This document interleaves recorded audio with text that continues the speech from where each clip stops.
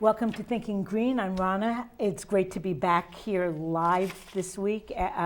Although I do hope you all enjoyed the tape we ran last week of Dr. Jill Stein's campaign visit to Portland, Connecticut. My guest tonight, well, is very well known around New London, Reona Dyess. And we're going to talk about a lot of the different endeavors that she's involved in. Welcome. Thank you so much for inviting me out or accepting my request to be on your show. Hey. I appreciate that.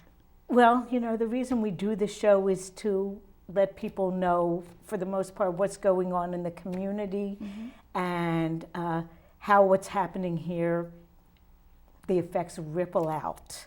And usually we try to talk about things that ripple out in a good way. Okay.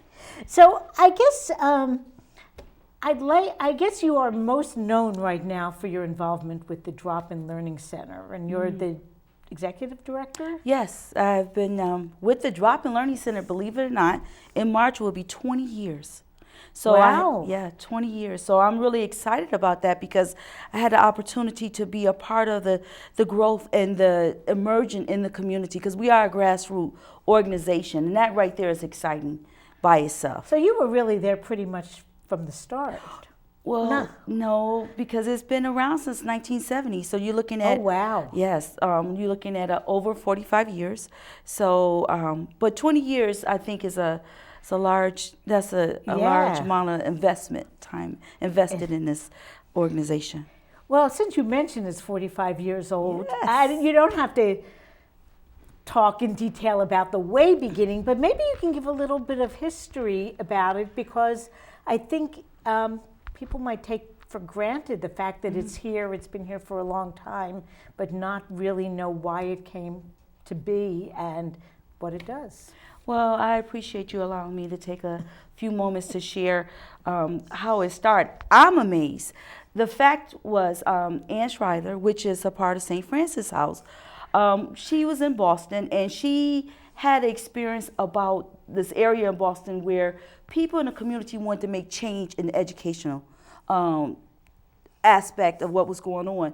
So she brought that philosophy here to New London. And for what I understand, the Drop-In Learning Center was a part of really teaching our parents to advocate for themselves in the educational realm. And they met all types of, throughout the day, different time of hours, but they met to figure out what they can do to really get involved in their community to help their children. So that's what was going on. And it was a drop-in program, literally. And so as they were helping the parents, they realized they had to go also into the community. So they had an exercise program that was in some of the community housing. They also, at the site, which was 116 Federal Street, and Second Congregational Church actually allowed them to use that facility. And went to Reverend... wow. I know this. I will come back to it. But she went to the pastor that was in charge, and she asked could they use the schoolhouse, the Sunday schoolhouse at 116 Federal Street. That particular building, they have done photography, pottery, all types of things to really give the kids an enrichment opportunity of things that they weren't getting in school. And like I said, so they were helping the parents, they were helping the schools, the children, and the schools by providing supplemental, enrichment opportunities. So it was a win-win for our community.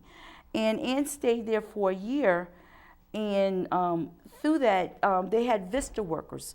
Vista workers was the people who was employed through the Vista program, which is a federal funded program, which provided the training and the staffing for the after school program and for the parenting program. So it just was amazing. I still learning more and more about the Drop-in Learning Center, because from what I understand, the adult education program used to be there.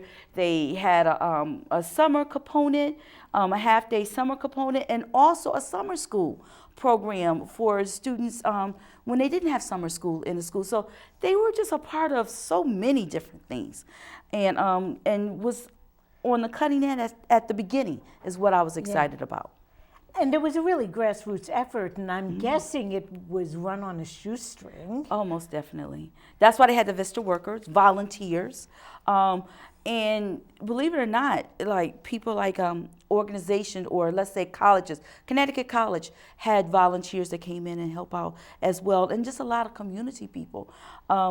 The list that I have noticed over the years from the board members was a lot of the who's, people who was really invested in their community, not just talk. They were out there making a difference and having an impact on what was going on. So that right there, I think, is very impressive. That is. So it's moved around to different locations. It started out in Federal Street, a building that's now painted bright red. Yes, it is. The artist is in there. He's really talented. Yeah, the building looks great. But I remember visiting, I don't even remember why, but I remember a couple times visiting the after-school program and seeing what was going on there back in maybe the early 1990s. Wow. Now, you said you've been involved 20 years. 20 years. So what was the drop doing at the point that you got involved? And how did you get involved? Well, it was an ad in the newspaper saying, do you enjoy reading to children and would like to give kids free books? So I answered the ad. Elizabeth Hamilton, who's no longer with us, she was the executive. But she was involved 30 years. Over 33 years, she was the executive director. She was the first parent that came in and got involved. And one unique thing about this is that she's a graduate of Mitchell College. So as we go through it's amazing how we're going to travel through how the drop is involved in so many different areas. But what ended up happening is that I had to read her a story and had to get involved and have some fun, and she ended up hiring me. So when she hired me, we were only serving 2,500 kids with the RIF program. That particular program, over the years, has blossomed to 10,000 kids. So in the New London area? Well, we do. It was Southeastern. What happened was just in New London and parts of Norwich, but we end up doing many of the daycares, Norwich, Groton, and Waterford. So, and of course, New London. Oh, when I was a home visitor in the mid-90s, mid to late 90s, I know that we had RIF people coming, and they were coming from the drop. Oh, man. I get excited about that because at that time, I was able to go into the schools and I was able to be the reader and to the kids. And what is so nice, sometimes I will go to a drive-through restaurant or people will say, wait a minute, your voice sounds familiar. And I can tell that they were one of my students if they were around the age between, say, 20 to 30. Those was the kids that I served. And I was one to read, and I humored them with I said, oh, yeah, green eggs and ham. That's Sam I am, that's Sam I am. I do not like that Sam I am. And, it was one of those things where it was, they participated. It was just a fun time. And then maybe you want to talk a little bit about what the RIF program does, because it isn't just about the readers coming in. No, you know what? One of the things that I really love is about ownership of books. The kids get a chance to pick out a brand new book for them to take home and keep forever and ever. And one of the things that we love to ask them, this book, who did you share it with? And you will be surprised with how many people that they have shared the book with, or some of the things that they have learned from the books. And sometimes it's finding that special book. Unfortunately, throughout life, things change. And the RIF program is pretty much non-existent now. So, we went down last year to 6,000, and this year we were granted 500 books, which, but basically it's slowly dwindling. That is really too bad because It is. in its heyday, each child got 3 books, 3 Yes. visits from a reader, Exactly. and 3 books to pick out, Exactly. to own and bring home. Exactly. So right there, you was teaching and having home libraries. And one of the things when I explained to the kids about their book, I said, "Can you imagine?" I ask them what they want to be when they grow up, and they give you all types of different examples. So I think one young man wanted to be a police officer. So I said, "Can you imagine being a police officer and they tell you to go to Willis and Smith Street and you're not able to read the signs?" So can you imagine you're a police officer, you really want to serve the community, but you're not able to read. So you're not really able to help the people you need to help. And those was the kind of example that I would give to the kids. And basically it was just interactive, and just the main thing is that they were bringing home books. So we know that year they received at least 3 books that they had in their home to read. So as a preschool teacher from, I was in Head Start from 1995 to 2007, we became very dependent on having the readers come because literacy was, of course, a huge part of our Yes. program. And when we did home visits, we had the parents have a reading time with the child. And if they had their own books, we provided, loaner books if they didn't have their own. But if they had their own, that was all the better, because you knew that even after you left, they were getting that bedtime story. That's so true. Nowadays we do have Wells Tales, which is exciting. And one of the things that we have done as we transition to pretty much step back from RIF is that we have given a lot of our books to Wells Tales so they could continue on. And Wells Tales is part of the recreation department, and they have used and gentle used books that people can get, and that's something still exciting. And we even, sometimes have to go back and utilize that as well. And parents can just come and Yes. and take books that are either new or gently used. Well, back to the drop. Okay. Maybe you can talk a little bit about all the different programs you have, because I think when I first became aware of the drop, which might have been the early 1990s, the after-school enrichment was there, and some of the other little, but it wasn't nearly as big or as organized as right now. So what all are you doing right now? Well, what is so exciting is that you're correct. We started off just being an after-school program, and then we looked at the needs of our community. We realized that we needed before care. So we were doing before and after care, and at our previous site at which was 45 Broad Street, Second Congregational Church, which is now Miracle Temple, which I'm excited that they're there. We had before, after, then we started a preschool program. And what is so exciting about this particular preschool program, there was a need. We were already serving families, but the need was there. It was we needed to be able to serve the entire family. So we opened up a preschool program, then we went to a toddler program.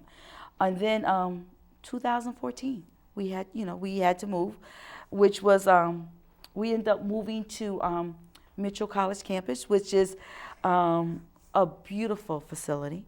Where so this is how I explain to people.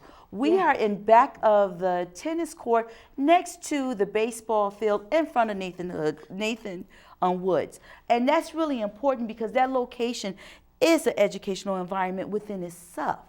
And so when we moved there, what was so exciting is that we ended up receiving school readiness funds. And that was the first time they opened that up in over 20 years. So we ended up receiving a total of 16 slots, 14 slots for our after school program. For our preschool program. And just now, is that 4 and 5 year olds? Yes, And 3 and 4 year olds. Uh-huh. So we're actually providing that service, school readiness. And then January 1st, we end up having what they call school day. School readiness slots. So we have a total of 16 open up. So I like to let the community know that we are looking for children who need school readiness experience. That's 3 and 4 year olds from 8:30 to 2:30. So that's what's going on now, and that's one of the things that we can offer to our community. So that's exciting, and we're going through NIAC accreditation. So as we're talking about as we're talking about expanding, moving up, not trying new things, but doing best practice, really looking at our needs of our children and being able to provide quality service. And that's very important because quality child care services for children is what's needed to make sure that our kids are being supportive, what they say, from cradle to career. And that's what we're looking at. We also still have before care program at our site. This is for school age kids. And our after school program. So we're still providing after school program for students at the Mitchell site. Now you provide some transportation as well, correct? Well, or not? Or do the schools provide? You know what? It's been a great partnership with the school. The school actually drop off the kids for the after school program and pick them up in the morning for the before care program. And hopefully, as New London look to provide quality support and services, it would be awesome that our preschool program can also receive transportation. I mean, that would be something that I would love to see come down the pipe as a service for New London as a whole, to help those parents that's trying to go to school and work and have a safe, quality, affordable place for their child to be. And having worked in it for many years, there really aren't enough spaces. It's not. And you know what? What we have to look at is that some of our parents are a little nervous as well. And so you want to bring them into an environment that's going to be nurturing, that's going to support them as young parents, and also support their children as they develop and grow. So, but it is a need out there, and with the need is also making sure that we can afford to have quality staffing. So it's a lot of things that as a state funding school readiness slots that they really need to look at to vamp to just to bring it up to standards with funding. Now, I know all about NIAC accreditation. Oh my God. But maybe some of the people out there don't know. I've worked in NIAC accredited, child care centers and been there for the visit. Oh my goodness. But so maybe you can talk a little bit about how that relates to providing quality care. Well, actually, it's 10 standards. You're looking at every aspect of your program that you're providing for children, and I mean every aspect. You're looking at the curriculum, you're looking at health and safety, you're looking at how you support your staff and this training that your staff doing. You're looking at from the food that the kids get, the lesson plans. So with all that, you're doing documentation, and you have to show that, okay, as you're looking at the standards, you have to look and say, okay, wait a minute, are we doing this? We're not doing this. We're not communicating with the parents well. So what are we going to do so we are going, so we can improve on this aspect of this standard? And it's just a way to, now you're not accredited in the building. It is truly the program and every standard that you're providing, every service that you're providing. What I like about this is the fact that it is extremely hard work. It usually is a 3-year process. So as you go through it, and even though you may have changes, if you have change in the staff, you still have to bring everybody up to speed. Because that doesn't change. Your standards should not change. The quality of service you provide should not change. But only thing that may change is that your location, but you bring that with you.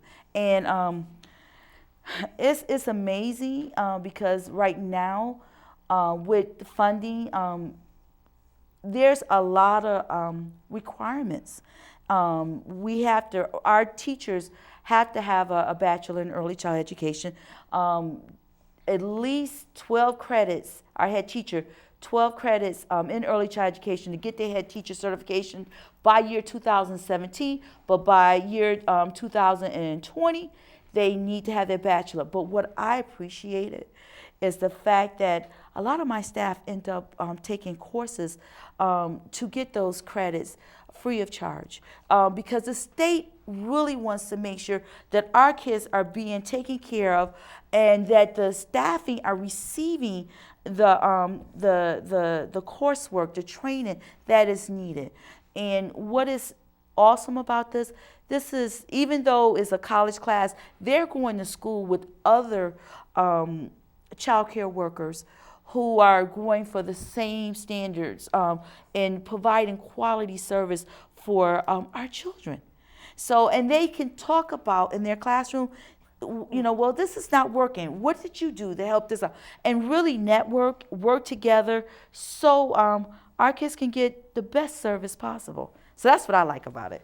And also leadership. I had the opportunity to take some courses as well in the leadership aspect. But overall, it is a partnership with the state, which they changed. They name early, oh my goodness, I'm drawing a blank. Early Childhood Education Program. It used to be DC, not DCF. It used to be Department of Public Health that licensed the daycares. Yeah. Well, yeah, the licensing was all over the place back when I did it. The thing that always interested me as well about the NIAC accreditation is that there are ways to determine whether programs are quality programs, and it isn't just based on narrow skills like do they recognize letters and can they count? Mm-hmm. It's really based on every aspect of the program, all the quality of all the human interactions with the children, with the adults, in addition to, the characteristics of the environment. So it's very comprehensive and not just based on a couple little trendy things that we think that kids should know. And that's a good point. That's why it is a 3-year process, because you have to assess yourself, see where you are. Then you have to look at the standards and learn the standards and adapt them into your program and making sure that you are looking at the needs of the child. And that's one thing that's important. When you mentioned about the interaction, they actually want to know how is the relationship between staff and staff, parents and staff, child and staff, and then children to children. So they're looking at so many different aspects holistically of how the child learn. And what is so great about that, as you teach in the different strands, when you're looking at certain things that you want to teach the child, it's not just diddles and stuff. It's truly hands-on, getting them to really look at things differently, but also interactive, hands-on learning, and including the environment in your classroom. Really looking at, is your centers inviting? How are the kids using it? And really making you think of the best way to connect to that child. And it's individualized. You actually looking at each child, so they all get an individual assessment. So when you're designing something, a lesson plan, you're looking at how it's going to relate to this child and how it's going to relate to that child and how to get that child to the next level. And the communication with the parents, letting them know where their child is at. And I was so excited this year because we have kids that's transitioning into kindergarten. So my parents was able to use the computer at the center to register for the lottery to make sure their child go to the school that they would like for them to go to. And so that communication, making sure that the parents know what's going on, those things are very important. And that's something that needs to be streamlined throughout our community, that communication with the parents, because we encourage and we let our parents know you are your child's first teacher. So as we're working with their child, we're giving them strategies and so forth and letting them know that you have a voice in what you like to see happen with your child. And as you were talking, I was thinking how much more complicated registering for kindergarten Oh. is than when I was working with preschoolers, when you just had to go register in the right town and they'd tell you where you were going. I mean, our New London system with all the magnet schools has gotten so much more complex, and parents really need to do a lot more research than they used to determine what their choice is. That is a good point. But I was just excited to be a part of that, to see our kids and our parents really think about where they would like where the next step for their child. But our community partnership is so, what I want to say, I want to say involved, but it's truly a partnership. When we work with different organizations to provide enrichment programming for our kids, we sit down with the organization that we partner with to make sure that when we say we're committing, it is reciprocal. We're both trying to get the best project, the best outcome for our child. Now, with that, I mentioned about everything at Mitchell, but we do have a teen program at New London Public Library. Public Library of New London? London, yes, thank you. So, this is our second year. Oh, I don't know anything about it. And so I'm so glad that you allowed me this second to Sure. share that. It's actually our middle school program. The Mitchell site is only licensed for 46 children at one time.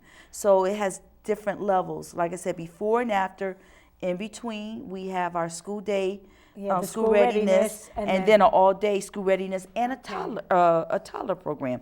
So at New London Public Library, our middle school kids from Benny Dover, from Isaac, from dual language, and St. Joseph actually meet there at the library. But that doesn't include our high school students that come in to volunteer or to be a part of some of the clubs that we support, which is this Thursday, the Leo Club is going to be kicking off their program there at 4 o'clock in the Drop-In Learning Center room, which is on the lower level of New London Public Library. It is shared with the art program that they have during the day. So we have a lot of shared space going on.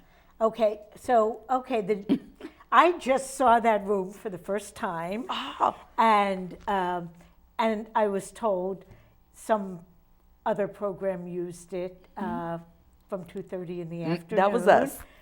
But they wouldn't tell me who it was, or they didn't. I didn't really press them. Did you see To Be Awesome on there? I did. That's the kids named that room. They said you enter to be awesome. So anyone step through those doors are awesome. And it's very important that we empower and encourage our kids. I mean, majority of the kids that attend that particular program is 24 males and 4 females. So most of them are, isn't that amazing? Most of them are males. It is, How does that different. work out? Well, see, because the kids are dismissed at various times, they come at different times. So, and a lot of our kids are truly involved in the community. So some of our kids may come Tuesday and Wednesday because they got basketball on Thursdays and Fridays. It varies. But what is so great about it, it is their room. And in that particular room, besides the after-school program, we have the Linwood Bland NAACP Youth Council. They meet there, which is I'm one of the advisor for that particular civic organization or civil rights organization, one of the oldest. And so is Reverend Minuti. She is also advisor, which we in March is coming up, the great debate. So there's a lot of things going on at that particular room. But if you walk by those windows in the wintertime, the kids did a winter village. And I was so excited about that winter village because they took time to think about where they wanted the various things. And that village was donated by Libby. Libby is a mail carrier who, she's supervisor, excuse me. But it was a place called A1 Appliance that back in the day, in their window, they used to have this winter wonderland there. Oh, wow. And we're talking about over 20-something years ago. Unfortunately, she passed away, but she gave that winter village to Libby, and Libby said, you know what, I would love for this to continue on. She gave it to us. Last year we had a display at Mitchell site. This year we did the library, but each time the kids did it. So different age group had the opportunity to set up the winter display. And I mean, awesome. I mean, they really thought about what they wanted, how they wanted to set up, and it was something that I put on Facebook because I wanted people to walk by to check it out. Because I was really just impressed with the fact that they, as young men, wanted to display this winter village of a community. It's interesting to me, too, that you have students from 4 different middle schools who live in the same community but might not really get much of an opportunity to interact, you know, during their school days, certainly not. That's a good point. The Drop and Learning Center have always had a mixture of kids from all over. And you're right, sometimes that's where they develop their friendship, especially during the summer. See, I didn't even talk about the summer component. Because the summer component, we get kids from all over. And that's where our partnerships really grow, because we have to rely on many different parts of the community to provide a well-rounded summer enrichment component for ages from school age all the way up to middle school. And that's one of the most exciting programs that I really like, because we have the kids for a long period of time. Now, I know it's hard for anyone to think about summer right now. Oh, no, we're already on that. However, I know that everyone who has summer programming is working on that. Yes. So maybe you want to talk a little bit about your summer programming. I've actually been privileged to be able to partner at times. Yes.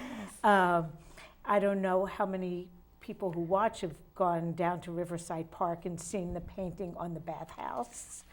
But that was done as part of your summer program. And of course, a lot of the plannings were done by younger students. But yet, tell us about what happens to the Drop over the summer. Wow. So what ended up happening is an opportunity to bring kids from many different communities to work together. And we always have a community service component, because it's very important to get our kids to be involved in their community. And as you share, what I love about the Riverside Park, that has always been one of our area that we get a chance to volunteer at.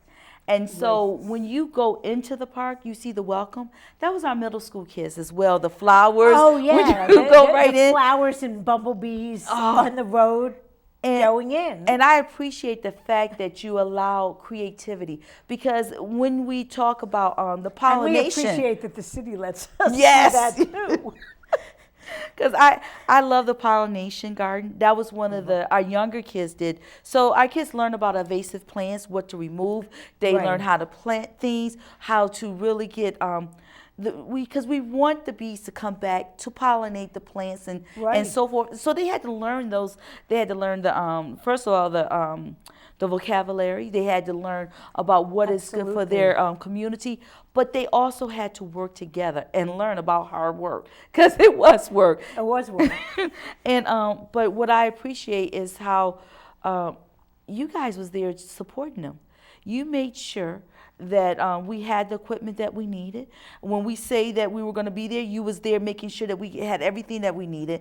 And what's so awesome is that we wrote a little grant together, planned it. Yeah, and it was such a small grant that it's amazing. Basically, it just paid to get the plants we used and a couple other little things. I think it was a $500 grant. We were a totally new organization, but it worked out really well. And it didn't seem like an effort, really, because the students were great to work with.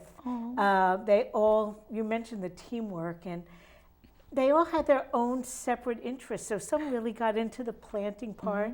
There was one young man, like fourth grader, who was like great with the wheelbarrow, and he could spend all day if the other ones filled twigs and stuff in the wheelbarrow, and he'd go dump it out of the way. And he spent like 2 hours doing that, no complaints. So yeah, it was a great experience, and I think that the students still, when they go to the park, they feel that sense of ownership when they see that since 2012, those plants have really grown. And that's important because some of our kids, that was their first experience at Riverside Park. So it opened up another part of our community. It allowed them to invest into their community, and then they shared with their family. That's what I'm talking about. And so that's what we did that particular year. Last year, we did a peace project. And see, one of the things that is so important for our kids to understand and really find out about themselves. So this particular project was, they had to find out when they're dealing with life stresses, what do they need to do to gain peace in their life? So, and when we talk about, it's not about the project, it's the process that you go through. So they had to, first of all, it was a big puzzle piece. They had to figure out which piece that they want. Then they had to think about, what do I really do when I'm upset? How do I deal with this? What is my next step? So they actually, they planned it out. They actually designed that puzzle piece. Now, it was so cute because one of my staff, he said, we didn't think to number stuff to make it easier to put together. So they had another project to do. They had to figure out how to put these pieces together. So they had to work together. But the other thing that they did that I thought was so beautiful, they shared with each other what it was how they found peace in their life. This was done from kindergarten all the way up to middle school. Each group had its own puzzle piece. We divided them up in various groups. So we had 3 major puzzles that they had to do. But what I love is the way that they end up learning more about each other and saw each other as human beings. Because we have kids from so many different backgrounds, many different needs, many different stresses in their life. But they gain a respect for each other. And they learn that, wow, wait a minute, Tony and I we go to church. We both like that. Sally and I, we like music. And I am so blessed with just an awesome staff, and just who worked with our children this summer and really dive in and allow them to express themselves. Because I don't know if people are aware, this was a difficult summer just in our community with different things that was taking place. So it was a reason why we need to talk about peace, because a lot of our families was affected by the different things that was going on in our community. Excuse me. Okay, so I'm going to ask you now, people who are watching, if they're interested in supporting the drop, getting involved, how do they do it? Okay, I'm going to give you our phone number. And I'm sorry we don't have it for this. I'm sorry, I didn't even think about that. But you can write but it you know what? First of all, you can go to our website, dropinlearningcenter.org, or Facebook. I'm always on Facebook. My name, you can actually get to me on Facebook as well. But our number is 860-442-4466. And that has been our number for over 45 years. And it has not changed. And I'm very proud of that. So we were able to move it with us. But one way, I'm always looking for volunteers. The Drop-In Learning Center is a small organization that we partner with many organizations, and we do a lot of things, but we can't get these things done without you, without people in our community. So I just want to stress that. And the volunteers that I look for is for in the summer, reading buddies, pen pals. That's so important. We did that with the senior volunteers, and when we were at 45 Broad Street. And I tell you, that had an impact because our kids actually did a dinner and met their pen pal. But it's little things like that that really support us. Excuse me. We're also we actually do a catch and release. We do a fishing program. We're always looking for volunteers for that. What is so nice is that if you got time and just want to come out and just give a child just a little attention, some one-on-one, please come on down, because we're always looking for readers. We're also, when I shared, I didn't really share about the move, but can you imagine, we were in 9,000 square feet and we went down to 3,000 square feet. So I'm still organizing and trying to sort stuff out. So if you're an organizer and would like to help us, I really, truly need your help that way. I cannot help you there.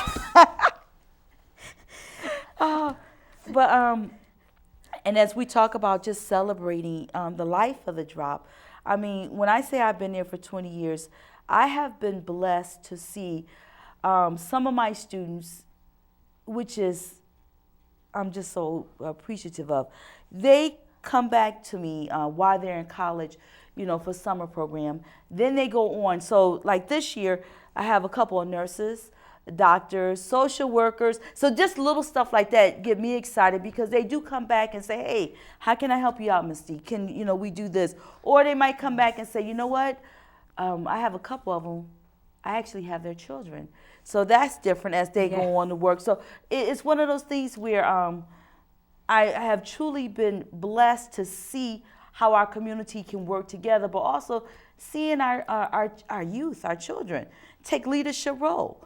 And that's exciting. And then as we talk about just how I'm involved in various organizations and supporting, I'm one of those people that if it's about youth, if it's going to be something that support you, especially, you know, in our community, yes, it's New London, but it is a little bit different. We have always served Southeastern Connecticut, and really, our community is really global these days. I mean, when I mean by that, we partner with so many different organizations. My head teacher was in Africa, and with the Peace Corps, and we were doing pen pal and stuff like that. Yes, Skylar Seltzer. Hopefully she's gonna see this. You know, stuff like that. I know. On YouTube. Maybe we can talk a little bit about Saturday's Cat in the Hat event. Oh wow, I'm excited about that. That's gonna be held at Mitchell College. That and how the Drop-In Learning Center and the Lions program is gonna be supporting that. Okay, we only have about 5 minutes. Oh, we 10 have, minutes? Well, somewhere in between 5 and 10. Okay, I'll make it So quick. well, but yeah, It's talk from about 10 the to Cat 1. in the Hat. Yes, from 10 to 1. It's right there at Mitchell College. But the Lions program is going to be doing vision screening. And that's so important because it's early prevention. So, and they can start as, if I'm not mistaken, as young as 1 year old, and it's screening to see if there's any type of defect where it's something that could be corrected. And last year, we served over 60 kids. I am just so excited to be able to be a part of that this year again. And that early detection is really important. We used to do it at age 3, and you know, you might have the start of lazy eye if it's found early, perfectly treatable. Yes. Even if you wait till a child reaches kindergarten, maybe not so treatable. Right. So what else is going to be going on at the Cat in the Hat? Ball? Well, it's just a family event, and it's for children. So they're gonna, of course, they're gonna have books and people reading the Cat in the Hat, and then they also just a lot of different organizations. So it's a fun event, and hopefully we will have a lot of people out there enjoying it. And I'm guessing pretty much all ages, like from birth through elementary school. Yes, you're looking at 8 and under. Probably will really get enjoy the facilities and the programming that's taking place. Okay, now you also, told me about all kinds of other events, and there are some things coming up very soon. The intergenerational dance, which we forgot to put on our community calendar. Maybe you can give some information about that. I'm excited about that because this year I'm the president of the Kiwanis Club of New London, and that's one of the programs that we are one of the sponsors for. And with this particular dance, it's to bring families together. It's a stop-up. And they're going to get a chance to dance. They have a raffle for if you bring 2 or more generations from your family, you could be a part of this raffle. A nice meal, pasta meal, but it's from 4:30 to 6:30, and it's just a way to really just get families to really enjoy each other, and it's just nice to have positive things going on. And it's a relatively new event. I think it's been going on for 5 years About maximum, 5 years, yes, and but each year, it's been really successful from year one. yes, And it's funny because in New London we do have generations who live in town. true. So that is important, Starbird, and it's not free, but it's very, very reasonable. $7, and also say if you're not able, because something's going on, you're not able to. Please contact the recreation department because they said that the goal is to really support New London. Right, it's not a fundraiser; it's a get people together. Exactly, but it is $7, and they came up with that cost because they were looking at the cost of a fast food meal. Oh, okay. I didn't know how that was determined, but it makes sense, and you do get a meal there. Yes, you do. Okay, now a couple other good events that are coming up. There's a fundraiser to benefit the New London Community Meal Center, and there have been several fundraisers for the Meal Center since it was made known last fall that there are some financial issues. True.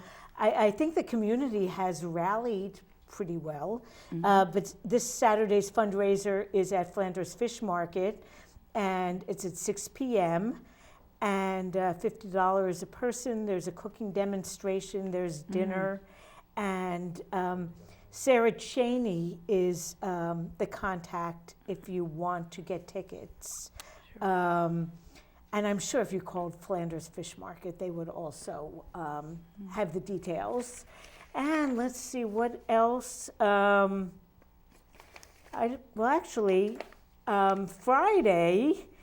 at Groton Library, there's a meeting to collect feedback on the strategic plan for early care and education. Yes. At Groton Library at 2:30 in the afternoon. So I guess you have like 3 minutes to just tell people if they want to find out more about the Drop or any of these other organizations, how they can get in touch with you. One of the things I'm going to plug real quick is that the Kiwanis Club of New London is accepting scholarship. So on our website, if you're a senior and you're trying to figure out how to pay for your schooling, please apply for the Kiwanis Scholarship, which is on Kiwanis Club of New London.org. Check it out, apply.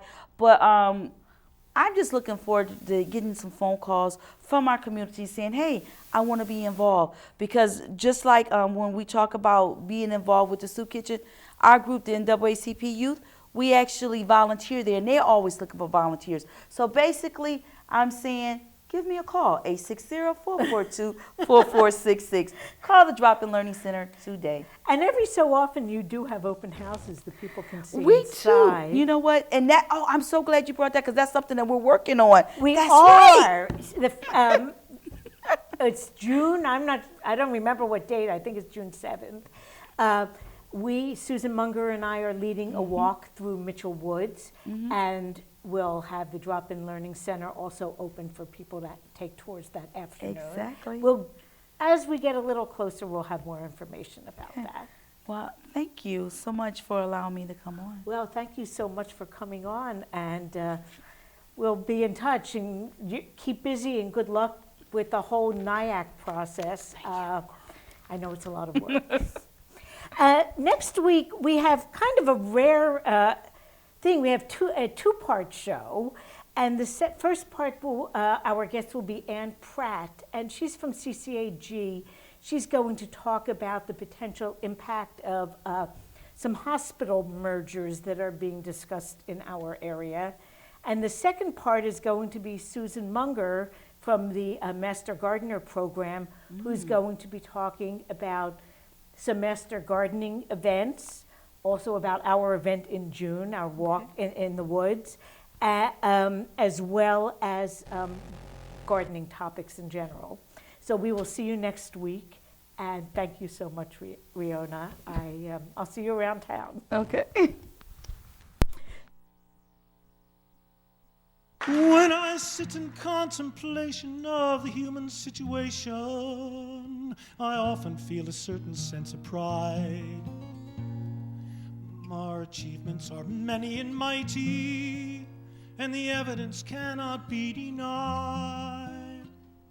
But my reverie is shaken, for my thoughts are often taken to a tragedy that happened long ago, when there roamed through this land beings awesome and grand, the fabulous dinosaurs. They were creatures of a manner quite reptilian in their unique and stylish way, and their numbers could be counted in the millions, though there's zero of these heroes in the world today. They had music, art, and fashion. They had dinosauric passion, and I think they'd be enraged and mortified that when they're mentioned today, it's only to say their brains were small and they died. Wah, wah, wah, wah, wah, wah, wah, wah, wah, wah, wah, wah, wah, wah. Their brains were small and they died. Now perhaps some asteroid that Mother Earth could not avoid became the agent of their premature demise. Well, I know that these things can happen, so who are we to criticize when we'll pay most any price to have the ultimate device that ensures the perfect global suicide? Well, I would venture instead that the humanoid head is where the tinier brain resides. And when we're gone, our works begin to crumble until nothing can be found. In 10 million years, some other guys will stumble on our fossils, and some fellow will begin to expound in a scientific study to his cockroach science buddies that the evidence cannot be denied. They were big, dumb, and slow. They couldn't go with the flow. Their brains were small and they died. Wah, wah, wah, wah, wah, wah, wah, wah, wah, wah, wah, wah, wah. Their brains were small and they died.